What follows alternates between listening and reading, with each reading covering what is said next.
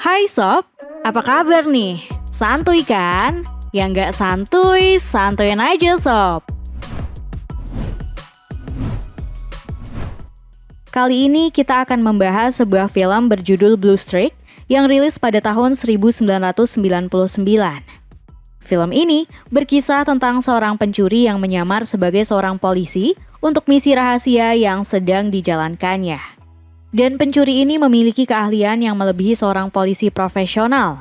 Dia adalah pencuri paling beruntung di seluruh dunia. Dan gak lama-lama lagi, inilah alur ceritanya.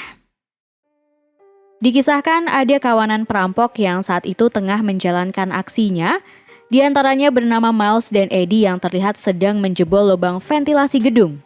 Keduanya dibantu oleh Deacon yang mengamati kondisi di dalam gedung melalui kamera CCTV. Sedangkan Tully bertugas memantau kondisi jalanan dari dalam mobil. Setelah berhasil menjebol saluran ventilasi, Miles bersama Eddie langsung turun untuk memulai aksi mereka. Kedua perampok itu lalu menuju ke brankas yang menjadi tempat disimpannya benda yang mereka cari. Namun tampaknya butuh upaya yang lebih besar untuk bisa membobol brankas itu. Karena ternyata itu merupakan brankas seri Brigger 3300 yang disebut-sebut sebagai brankas terkuat di dunia. Tapi bukan Miles namanya jika ia tidak bisa menyelesaikan misinya. Ia bahkan harus bekerja sendiri karena Eddie kini kembali ke atap gedung untuk menunggu di sana. Dengan berbekal sebuah bor, Miles yang berhasil melubangi permukaan brankas akhirnya bisa membuka kunci brankas tersebut. Kebahagiaan sangat terlihat dari wajah Miles, yang akhirnya berhasil melihat sendiri berlian berukuran besar yang bernilai mencapai 17 juta dolar. Di waktu yang sama, Eddie yang berhasil kembali ke atap gedung malah dikejutkan oleh ulah Deacon yang tiba-tiba saja menodongkan pistolnya ke arah Eddie.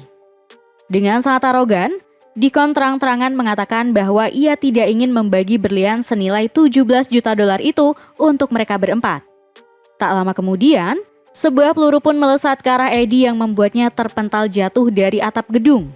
Sialnya, tubuh Eddie malah jatuh tepat di atas mobil patroli yang sontak membuat kondisi di sana menjadi kacau. Tully yang tidak ingin terlibat masalah besar akhirnya memutuskan untuk kabur dari sana.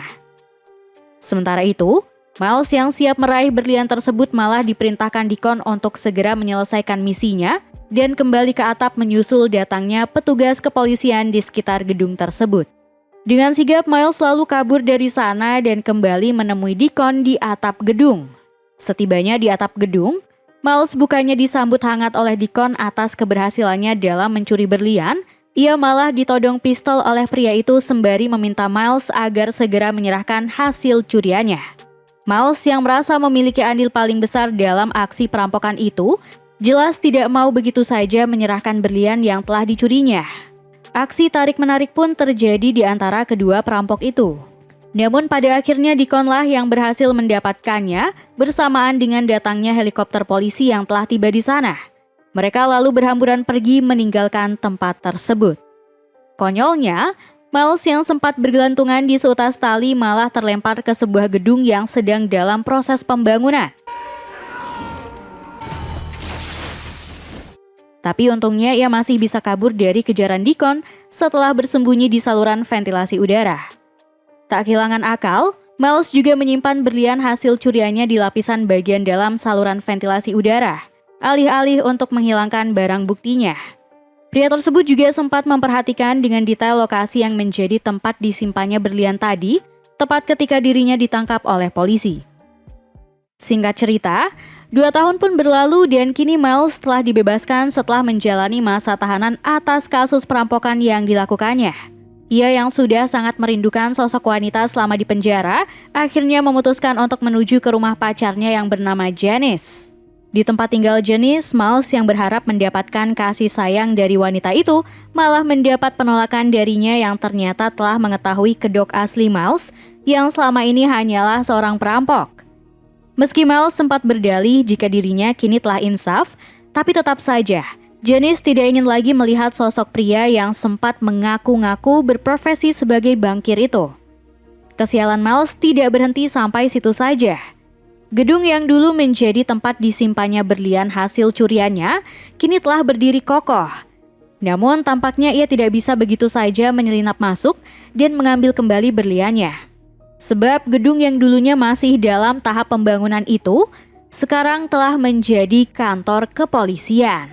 Alamak, kasihan banget nih. Namun bukan Miles namanya jika ia terus menyerah hanya karena masalah tersebut. Pria itu kini kembali ke kantor polisi dengan menyamar sebagai pengantar pizza. Dengan dandanan dan sikapnya yang aneh, Miles tidak lagi dikenali sebagai mantan narapidana.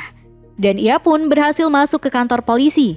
Namun sayangnya, petugas jaga di sana melarangnya untuk masuk dengan bebas ke lokasi yang ingin ditujunya. Terlebih tidak ada satupun petugas polisi di sana yang diketahui telah memesan pizza. Tapi lagi-lagi Miles tidak kehilangan akal. Ia yang mendapati seorang petugas akan masuk ke ruangan lainnya, lalu menitipkan semua pizza yang dibawanya itu. Dengan beralasan jika dirinya tidak percaya bila harus menitipkan pizza tersebut pada petugas yang mencegatnya tadi. Namun tanpa diduga, aksi tersebut tampaknya hanyalah siasat Miles saja. Karena ternyata yang diincarnya adalah kartu pengenal dari petugas polisi yang diketahui bernama Carlson. Tak ingin membuang waktunya, Miles lalu mendatangi salah satu temannya yang bernama Paman Lu untuk memintanya agar bisa membuatkan kartu pengenal seperti yang baru saja didapatkan dari Carlson. Lengkap dengan berkas palsu yang seolah menerangkan jika dirinya adalah detektif yang dipindahkan ke kantor barunya. Hal itu diakuinya karena saluran ventilasi tempatnya menyimpan berlian kala itu ternyata berada di ruang detektif. Persiapan pun dilakukan. Tidak hanya oleh Paman Lu saja yang membuat dokumen palsu, akan tetapi juga oleh Miles yang terlihat cukup asik ketika menirukan beberapa aksi petugas kepolisian yang ia tonton dari tayangan dokumenter. Tak butuh waktu lama, Paman Lu yang telah terbiasa dalam memalsukan dokumen bisa dengan mudah membuatnya sesuai pesanan Miles. Namun pria tua itu juga berpesan agar sebisa mungkin berkas tersebut tidak dicek oleh kepolisian karena mereka akan dengan mudah mengetahui keaslian dari dokumen tersebut. Miles yang mendengarnya tampak cuek dan sedikit meremehkan pesan tersebut. Ia bahkan mengatakan jika semua dokumen itu hanya akan digunakannya paling lama 1 jam saja sebelum akhirnya ia bisa mengambil kembali berlian yang diincarnya itu. Di depan kantor polisi, Miles yang telah membekali dirinya dengan semua persiapan tadi kini tampak sangat percaya diri dan mulai memasuki kantor polisi tanpa merasa canggung sedikit pun. Ia juga langsung menuju ke lubang ventilasi yang diyakininya mengarah pada tempat penyimpanan berlian. Namun tampaknya hanya tersisa satu akses saja untuk menuju ke saluran ventilasi dan itu terletak di toilet wanita. Di waktu yang sama, terlihat Carlson yang tengah menginterogasi seorang pelaku kejahatan. Anehnya, penjahat itu malah berulang kali merengek pada Carlson agar borgolnya bisa sedikit dilonggarkan. Carlson yang begitu lugu malah menuruti permintaan tersebut yang kemudian dimanfaatkan oleh penjahat tersebut untuk kabur. Secara kebetulan, penjahat yang berusaha kabur itu malah bersembunyi di toilet wanita. Miles yang saat itu sudah membuka pintu ventilasi terpaksa harus mengurungkan niat tersebut. Kocaknya, ia yang awalnya hanya ingin membuat penjahat itu diam dengan menendang pintu toilet, malah membuat penjahat itu tumbang. Entah sial atau malah beruntung, aksinya itu justru membuat Miles mendapat sorotan dari petugas polisi lainnya yang tiba di sana. Mau tidak mau, ia pun memperkenalkan dirinya sebagai Malun yang merupakan detektif pindahan baru di tempat itu. Kepala polisi yang bernama Rizzo juga sempat merasa janggal dengan pintu ventilasi yang terbuka. Namun Malun berhasil meyakinkannya dengan mengatakan bahwa penjahat tadi sempat akan kabur melalui saluran ventilasi. Dan entah kenapa Rizzo pun bisa percaya begitu saja. Sialnya, Malun yang sedari awal berharap agar ia bisa mendapatkan tempat sebagai staf di kantor kepolisian, malah ditempatkan pada divisi kasus pencurian bersama dengan Carlson, yang sudah pasti akan mengharuskannya lebih sering melalui jam kerja di lapangan. Rizzo yang berdalih bahwa penugasan Malun itu ditujukan untuk menjadi partner bagi Carlson, mau tidak mau Miles pun menuruti saja perintah kepala polisi itu.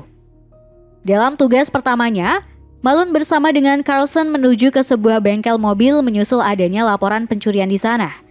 Si pemilik bengkel mengungkap jika dirinya baru saja kehilangan 3 lusin pelek mahal yang masing-masing senilai $5.000. Dan saat ini barang tersebut telah raib, namun tidak dengan barang-barang lainnya yang bernilai lebih murah.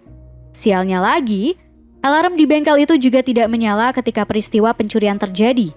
Hal inilah yang tampak membuat Carlson harus berpikir keras untuk bisa mengungkap aksi pencurian tersebut. Berbeda dengan Malun, ia yang pada dasarnya adalah seorang pencuri ulung, jelas tidak membutuhkan banyak analisa untuk mengungkap aksi pencurian tersebut. Ia justru memiliki cara pandangnya sendiri, hanya dengan membayangkan jika ia menjadi pelaku pencurinya. Terlebih 3 lusin pelek dengan beban yang berat juga membutuhkan waktu yang lama untuk memindahkannya. Dan secara kebetulan Malun malah mendapati truk milik bengkel tersebut. Dan benar saja, firasat Malun tentang si pemilik bengkel sebagai pelaku itu sendiri akhirnya terbukti dengan ditemukannya 3 lusin pelek mahal dalam truk tersebut. Ia dan Carlson akhirnya berhasil memecahkan kasus pertamanya. Dalam perjalanan pulang, Malun yang sempat merasa kesal dengan cara berkendara Carlson yang terlalu hati-hati akhirnya mengambil kendali dengan menyetir sendiri mobil tersebut.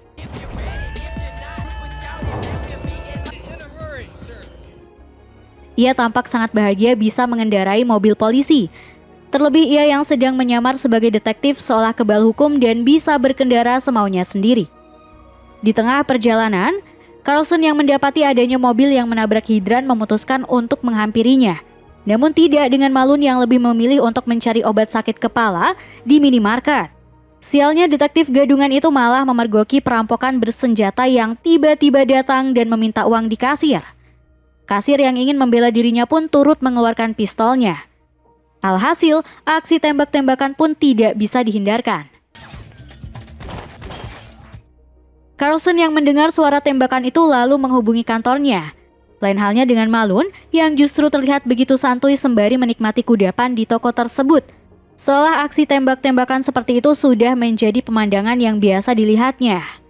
Konyolnya, pelaku perampokan tersebut ternyata adalah tuli yang sontak membuat pertemuannya dengan Malun menjadi momen reuni bagi mereka. Malun yang tak ingin kedoknya terungkap sempat meminta tuli agar segera kabur melalui pintu belakang.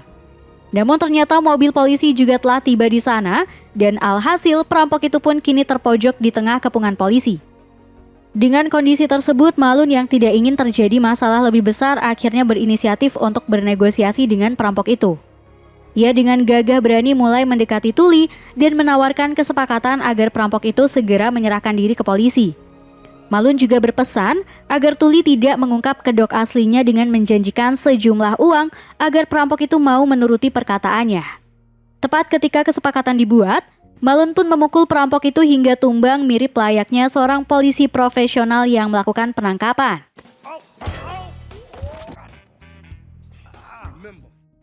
Aksi heroik ala Malun langsung menjadi bahan pembicaraan di kantornya. Namun hal itu juga yang membuat Rizzo mulai menyoroti detektif baru itu, terutama pada berkas dokumennya. Meski awalnya sempat dipertanyakan soal riwayat prestasi Malun sebelumnya, namun karena kebutuhan dari divisi pencurian itu sendiri, maka pria itu pun kini diberi jabatan baru sebagai kepala detektif divisi pencurian. Terlebih dengan aksinya yang begitu mantap dalam penangkapan perampok di minimarket tadi. Tak ingin semakin lama terjerumus dalam profesinya, Malun pun mulai menyusuri saluran ventilasi untuk mencari berliannya. Namun sial, yang ia dapatkan hanyalah sisa selotip saja yang masih menempel di dinding bagian dalam saluran ventilasi. Sedangkan berliannya sendiri masih belum diketahui keberadaannya. Di tempat Paman Lu, pria gemuk itu tampak sangat terkejut oleh kedatangan Deacon. Terlebih perampok itu juga menanyakan keberadaan Miles. Meski Paman Lu sempat berdalih jika dirinya sudah lama tidak berjumpa dengan Miles, namun Deacon justru mendapati salinan kartu pengenal polisi yang tempo lalu sempat dipesan oleh Miles. Di waktu yang sama, Malun yang masih penasaran terhadap keberadaan berliannya kini menggunakan mobil remote control untuk menyusuri semua saluran ventilasi. Namun lagi-lagi aksi konyol kembali ia lakukan. Tanpa disadarinya, Malun yang terus mengikuti laju arah mobil mainan itu malah masuk ke ruang meeting yang secara kebetulan juga sedang diadakan pertemuan oleh semua petugas di sana. Rizzo yang saat itu tengah memimpin acara akhirnya mau tak mau memperkenalkan Malun di hadapan petugas lainnya.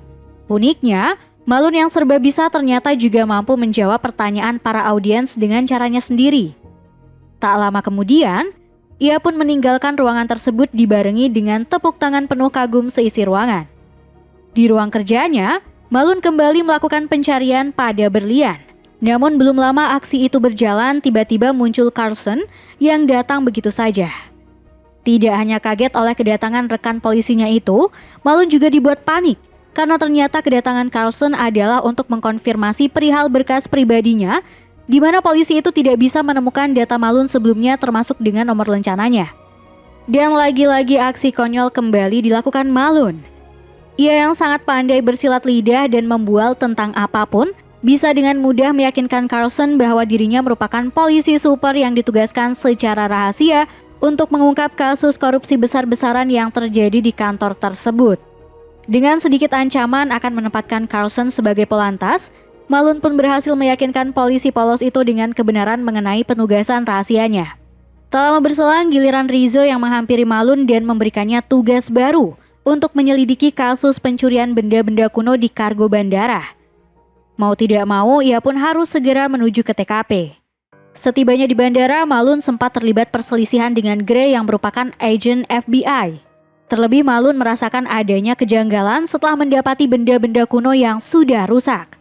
Hal itulah yang membuatnya begitu yakin bahwa kasus kali ini bukanlah soal pencurian benda-benda kuno, melainkan kasus penyelundupan barang haram yang berkedok penjualan benda kuno. Malone yang pada dasarnya merupakan perampok ulung, jelas sangat mengetahui motif dari aksi pelaku pengedar itu.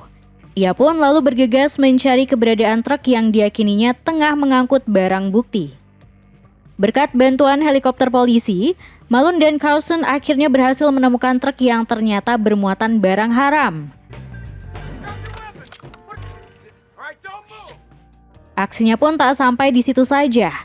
Malone juga harus mengejar sopir truk yang kabur bersamaan dengan penyergapan yang mereka lakukan. Alhasil, aksi kejar-kejaran kocak ala Malone pun kembali terjadi.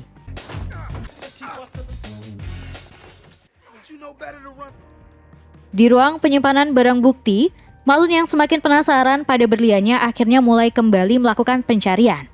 Perasaannya pun berubah menjadi penuh bahagia ketika akhirnya ia bisa menemukan lagi berlian yang telah dicarinya selama ini. Namun keberuntungan sepertinya belum berpihak pada Malone. Ia yang baru saja menciumi berlian itu tiba-tiba dikejutkan oleh kedatangan Rizzo yang sontak membuat berlian tersebut jatuh dan terselip dalam tumpukan barang haram.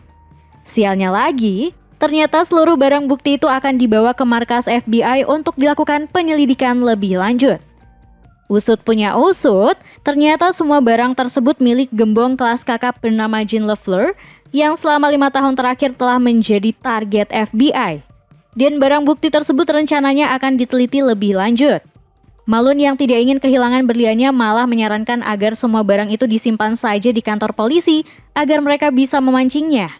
Namun sial baginya karena Gray justru menunjuk Malone untuk menyamar sebagai supir narkoboy dalam penyergapan kali ini. Ia yang awalnya sama sekali tidak mau untuk menjadi sukarelawan dalam aksi tersebut, akhirnya hanya bisa pasrah dan menerima tugas itu mengingat dirinya juga tidak ingin kehilangan berliannya lagi. Persiapan pun dilakukan. Gray memberi arahan pada Malone tentang tugasnya nanti, termasuk dengan bahasa tubuh dan perilaku Malone yang harus mencerminkan seorang kriminal sejati. Namun tampaknya hal tersebut bukanlah sesuatu yang sulit bagi seorang Malone, yang sejatinya merupakan seorang perampok. Perjalanan pun dilakukan di bawah pantauan FBI dan kepolisian. Namun ternyata di luar sana tampak Deacon yang juga telah siap untuk membuntuti Malone. Sesampainya di lokasi yang dijanjikan, Malone bukannya tetap berdiam di dalam truk sesuai arahan, melainkan malah turun dan masuk ke kabin muatan untuk mengambil berliannya. Konyolnya, ia yang akhirnya berhasil meraih berlian tersebut malah dikejutkan oleh kedatangan Tully yang ternyata sedari tadi juga sudah mengintainya. Tidak hanya itu, momen pertemuan Malone dan Tully semakin terasa layaknya sebuah reuni ketika tiba-tiba muncul Deacon yang langsung menodongkan pistolnya, seraya meminta kembali berlian tersebut. Tak lama dari itu guncangan besar terjadi di dalam kabin karena ternyata truk tersebut kini tengah diangkat oleh crane dan diarahkan tepat ke lokasi para sindikat itu.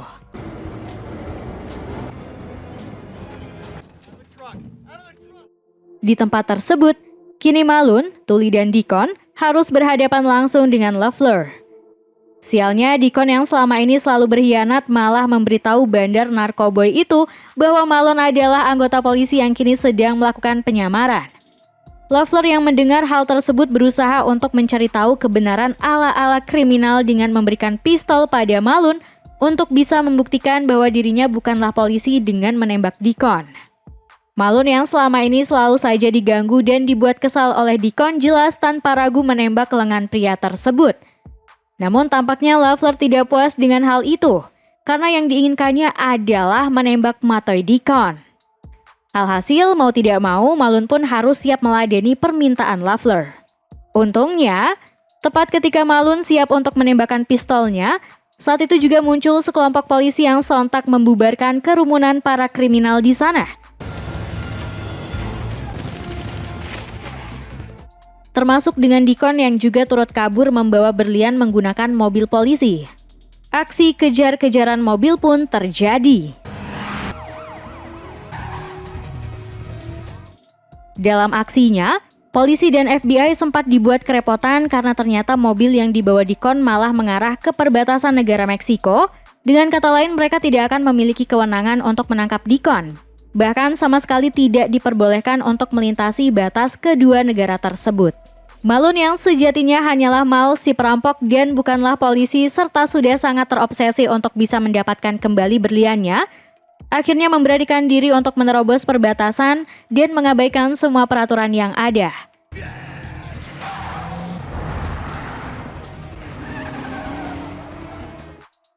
Dengan sebuah tembakan bom asap, Malone akhirnya berhasil menggulingkan mobil yang dikendarai Deacon dan berlanjut dengan aksi saling todong memperebutkan berlian tersebut.